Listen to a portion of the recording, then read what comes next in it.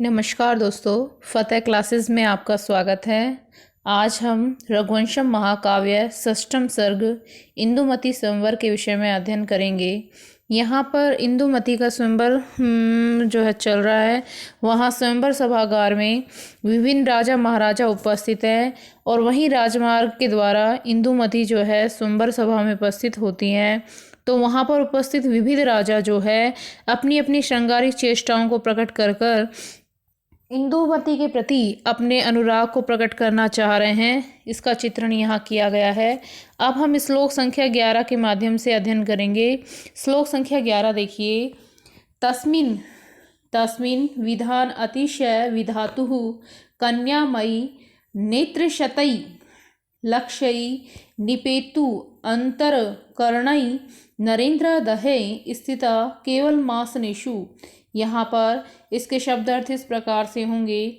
नेत्रशत, नेत्रशत यानी सैकड़ों सैकड़ों आँखों के लिए, एक लक्ष्य यानी एकमात्र दर्शनीय लक्ष्य, तस्मिन तस्मिन कन्यामय उस कन्या स्वरूपा इंदुमती में, विधातुः यानी जो उस विधाता की, विधान यानी सृष्टि में विद्यमान, अतिशय यानी अतिशय रूप से सुंदर रचना थी।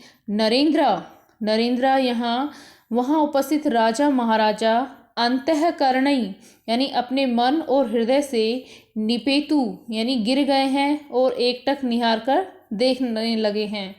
आसनेषु यानी कि सिंहासनों के ऊपर तो, केवलम यानी वे लोग केवल, देहई यानी अपने अपने शरीर से ही, स्थिता यानी बैठे हुए हैं। अब यहाँ पर हम इसका अन्वय देखेंगे। नेत्र शतैक लक्ष्य कन्यामये तस्मिन् विधातुः विधान अतिशय नरेंद्रः अंतःकरणै आसनेषु केवलम देहै स्थिता आसन इत्यर्थे। अब यहाँ पर हम इसके हिंदी अनुवाद करेंगे। विधाता की सृष्टि में विद्यमान उस अतिशय रूप से सुंदर कन्या स्वरूपा रचना इंदुमती में, जो सैकड़ों सैकड़ों आँखों के लिए एकमात्र दर्शनीय लक्ष्य थी, वहाँ पर उपस्थित सभी राजा महाराजा अपने मन और हृदय से गिर गए, अर्थात एक टक जो है इंदुमती को देखने लगे। सिंहासनों पर तो वे सभी केवल अपने शरीर से ही बैठे थे और मन से तो वो कहाँ चले गए थे, इंदुमती के प्रति। तो यहाँ पर जो है इंदुमती जब स्वयंवर सभागार में उपस्थित होती है तो सभागार में विराजमान जो सभी राजा महाराजा है उनकी स्थिति का चित्रण यहाँ किया गया है श्लोक के माध्यम से। स्वयंवर सभागार में विद्यमान सभी लोग जो है, लोगों की सैकड़ों सैकड़ों आंखें जो है उस केवल मात्र इंदुमती को देखने के लिए एकटक निहारने लगी और सभी राजाओं के चित्त और मन से केवल केवल इंदुमती में ही वो अटक गए। उनकी नज़रें एकटक इंदुमती को ही देखने लग गई थी और सिंहासन पे तो केवल वे अपने शरीर से ही बैठे थे, मन और दिल से तो वे सभी अपने अपने स्थानों से हटकर इंदुमती के पास पहुंच चुके थे। तो यहाँ पर जो है इस श्लोक के माध्यम से इंदुमती की सुंदरता का अतिशय रूप में बढ़ा चढ़ाकर वर्णन किया गया है। अतः यहाँ अतिशयोक्ति अलंकार का प्रयोग किया गया है। उपजाति यहाँ पर छंद है। उपजाति छंद वह है जहाँ पर इंद्रवर्जा और उपेंद्रवर्जा के सहयोग से जो है उपजाति छंद का निर्माण किया जाता है। अब यहाँ जो निपेतु शब्द है, इस निपेतु शब्द के अंतर्गत नि उपसर्ग है, पत धातु है और इसमें प्रथम पुरुष बहुवचन में निपेतु शब्द बनता है इसके अंतर्गत। दूसरा यहाँ पर जो है स्थिता जो शब्द है, स्थिता यहाँ पर जो है स्था धातु, कथ प्रत्यय और बहुवचन के अंतर्गत स्थिता रूप बनता है। दूसरा यहाँ पर जो है विधातु जो शब्द है, विधातु शब्द में वी उपसर्ग है, धा धातु है और त्रच प्रत्यय के प्रयोग से विधात्र रूप बनता है। विधात्र शब्द की षष्ठी विभक्ति एक वचन की विवक्षा में विधातु जो शब्द है वह पद बनता है, विधातु शब्द। अब हम श्लोक संख्या 12 का अध्ययन करेंगे। श्लोक संख्या 12 देखिए। यहाँ पर जो है इंदुमती के स्वयंवर का चित्रण किया गया है।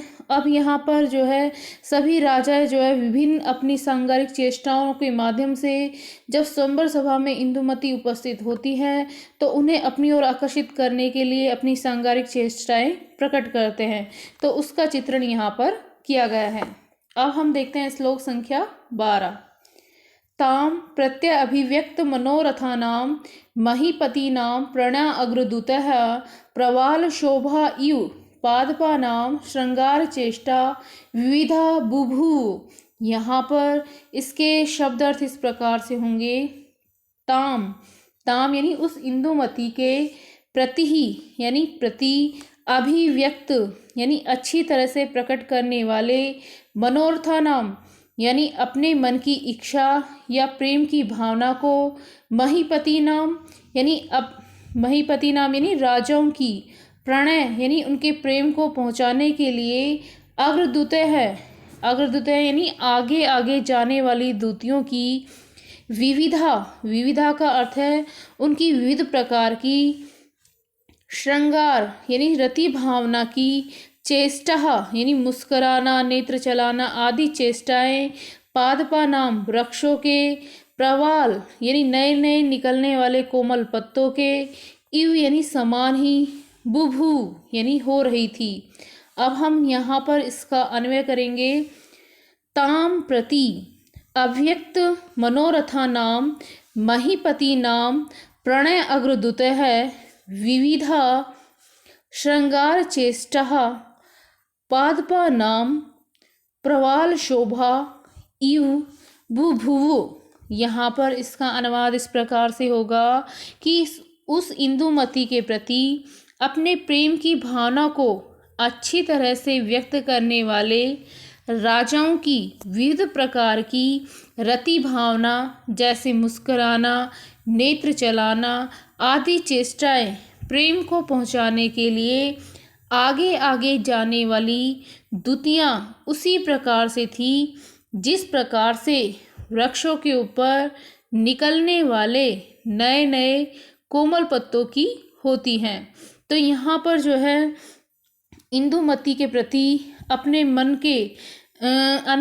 मन में विद्यमान जो है रति भावना को व्यक्त करने के लिए कोई राजा अपनी आँखों से प्यार से देख रहा है, कोई भौं का संचालन कर रहा है, मुस्कुराना, इस प्रकार की सांगारिक चेष्टाओं के माध्यम से अपने अपने प्रेम की भावना को इंदुमती के सामने प्रकट कर रहा है। तो इस प्रकार से यहाँ पर इस छंद में उपजाति छंद का प्रयोग किया गया है और यहाँ पर उपमा अलंकार का प्रयोग किया गया है। यह राजाओं की तुलना वृक्षों से की गई है और उनकी श्रृंगारिक चेष्टाओं की समानता जो है नवीन कोमल पत्तियों से जो नवीन पल्लव निकलते हैं उनसे की गई है। और यहाँ पर इव जो शब्द है ये वाचक के अर्थ में यहाँ पर प्रयोग किया गया है। दूसरा यहाँ जो है वह प्रति का प्रयोग किया गया है। तो अभितय, परितय, समया और प्रति इनके योग में जो है द्वितीय विभक्ति का प्रयोग किया जाता है जिसके कारण यहाँ ताम का प्रयोग किया गया है। इस प्रकार से यहाँ पर जो है श्रृंगार रस का प्रयोग किया गया है और श्रृंगार का स्थायी भाव जो है रति होता है। तो यहाँ पर जो है श्रृंगार रस के माध्यम से चेष्टाओं को प्रकट किया गया है। बुभु शब्द के अंतर्गत भू धातु है और लिट लकार के अन्य पुरुष में बहुवचन का रूप बनता है बुभु है। इस प्रकार से यहाँ पर हमने श्लोक संख्या 12 का अध्ययन किया। श्लोक संख्या 13 का अध्ययन करेंगे। यहाँ पर देखिए श्लोक संख्या 13। कश्चित कराभ्याम उपगूढ़ नाल मालोल पत्र अभिहित द्वेरेफम रजोभिरंतः परिवेश बंधी लीलारविंदम भ्रम यांचकार। यहाँ पर इसके शब्दार्थ इस प्रकार से होंगे। कश्चित यानी कोई एक राजा निश्चित रूप से, कराभ्याम यानी अपने दोनों हाथों से, उपगूढ़म यानी अच्छी तरह से पकड़े हुए, नालम यहाँ कमल दंड को, आलोल यानी चंचलता पूर्वक हिलाते हुए, पत्राभी का अर्थ होगा उसके पत्तों से हत हत यानी मार भगा रहा हो। द्विरेफम यानी भौरे को। रजो भी यानी और पराग के कणों के द्वारा। अंतः जिसके अंदर का। परिवेश बंधी यानी मंडल अच्छी तरह से बांध दिया गया हो। लीला अरविंदम ऐसे सुंदर कमल को। भ्रम यांचकार यानी चारों ओर घुमाने लगा। अब हम यहाँ पर इसका अन्वय देखेंगे। कश्चित कराभ्याम उपगूढ़ नालम आलोल पत्र अभिहित द्विरेफम रजो भी अंतः परिवेश बंधी लीला अरविंदम भ्रमयांचकार।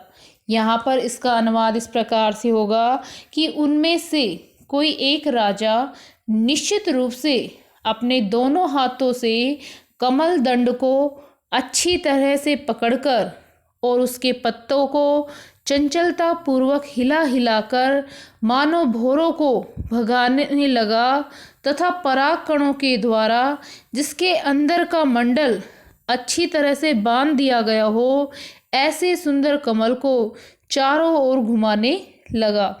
तो यहाँ पर जो है इंदुमती के स्वयंवर में उपस्थित एक राजा जो है अपनी संगारिक चेष्टाओं को प्रकट कर रहा है और किस प्रकार से वह कमल दंड को जो है हाथ में लेता है और अच्छी प्रकार से पकड़कर फिर उसको चंचलता पूर्वक उसके पत्तों को इस प्रकार से हिलाने लगा मानो डरा डरा कर भौरों को दूर भगाने का वह प्रयत्न कर रहा हो। उसके बाद जिस कमल पुष्प के अंदर का भाग मंडल जो है अच्छी तरह से बांध दिया गया हो उसे चारों ओर घुमा घुमा कर जो है संकेत करने लगा।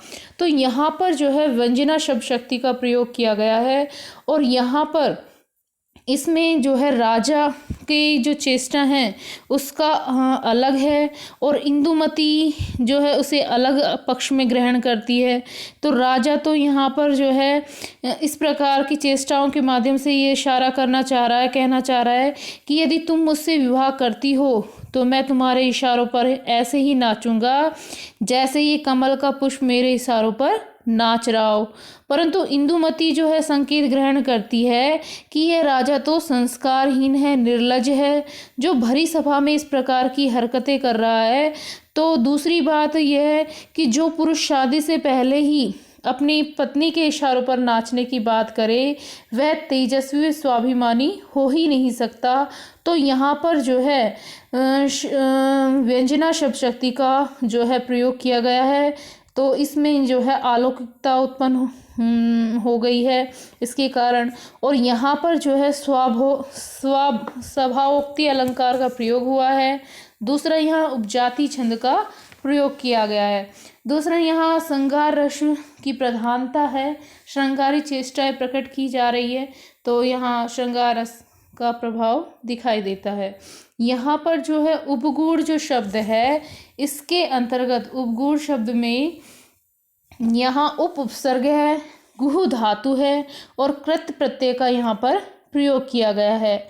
इसके कारण यहाँ जो है उपगूढ़ शब्द का तात्पर्य हुआ कि पास में ही या अच्छी तरह पकड़ने से होता है, इसका तात्पर्य। इसके बाद यहाँ पर जो है कश्चित शब्द के अंतर्गत यहाँ चित अव्यय का प्रयोग किया गया है। कश्चित शब्द के अंतर्गत चित प्रत्यय का यहाँ पर प्रयोग किया गया है। संख्या 14 का अध्ययन करेंगे। यहाँ पर श्लोक संख्या 14 देखिए। विसंत्रस अंसाद परो विलासी ही रत्नानुविध अंगद कोटि लग्नम प्रालंब मुत्कृष्य यथावकाशम निनाय साची कृत चारु वक्त्र। यहाँ पर इसके शब्द अर्थ इस प्रकार से होंगे। अप्रह यानी दूसरे, एक दूसरे, विलासी यानी शौकीन मिजाज राजा ने अंसात यानी अपने कंधे से, विसंत्रसम यानी ढीली होकर सरकी हुई, रत्न यानी जो विभिन्न प्रकार के रत्नों से, अनुविध यानी कि जड़े हुए, अंगद कोटि यानी भुजबंद के कोने में, लग्नम यानी लगी हुई, प्रालंबम यानी कि काफ़ी लंबी माला को, उत्कृष्य यानी ऊपर उठाकर, साचीकृत और थोड़ा तिरछा करते हुए, चारुवक्त्रः यानी अपने सुंदर मुख को, सन यथावकाशम ठीक से वापस उस पहले वाले स्थान पर रख दिया। अब यहाँ पर हम जो है इसका अन्वय देखेंगे। अप्रह विलासी, अंसात विसंत्रस्तम, रत्ना अनुविद्ध, अंगद कोटि लग्नम, प्रालंबम, उत्कृष्य, साची कृत चारुवक्त्रः सन यथावकाशम निनाय।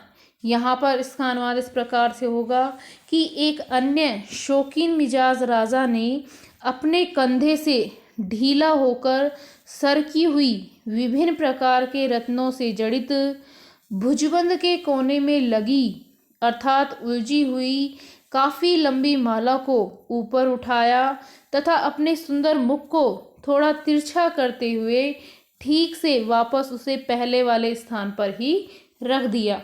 यहाँ पर एक शौकीन मिजाज राजा की जो है विषय में बताया गया है कि उसने जो है एक बहुत ही लंबी माला जो है रत्नों से जड़ित माला पहनी हुई है और वह उसके कंधे से ढीली होकर सरक कर जो है नीचे आ जाती है और भुजा पर पहने हुए भुजबंद के कोने में जाकर वो अटक जाती है। पहले तो राजा उस राजा ने उस सुंदर मुख को, अपने मुख को थोड़ा सा तिरछा करता है, फिर मुस्कुराता है और धीरे से उस माला को वापस जो है पहले वाले स्थान पर रख देता है। इस प्रकार से यहाँ पर इस श्लोक में जो है उपजाति छंद का प्रयोग किया गया है और विसंत्रसम शब्द के अंतर्गत यहाँ पर विसंत्रसम में यहाँ वी उपसर्ग है, संस्त्र धातु है और कत प्रत्यय का यहाँ पर प्रयोग किया गया है। दूसरा यहाँ जो है प्रालंबम जो शब्द है यहाँ प्र तथा आ दो उपसर्गों का प्रयोग किया गया है और लंब धातु का प्रयोग किया गया है। उत्कृष्य शब्द के अंतर्गत उद उपसर्ग है, कृष्य धातु है और लप्य प्रत्यय का यहाँ पर प्रयोग किया गया है। निनाय शब्द है, यहाँ निनाय में नी धातु है और लिट लकार है। अन्य पुरुष एक वचन की विवक्षा में जो है निनाय शब्द यहाँ पर बनता है। इस प्रकार से यहाँ पर जो है इस श्लोक में आर्थी व्यंजना का प्रयोग किया गया है। इस प्रकार से हमारा आज का वीडियो यहीं समाप्त होता है। धन्यवाद।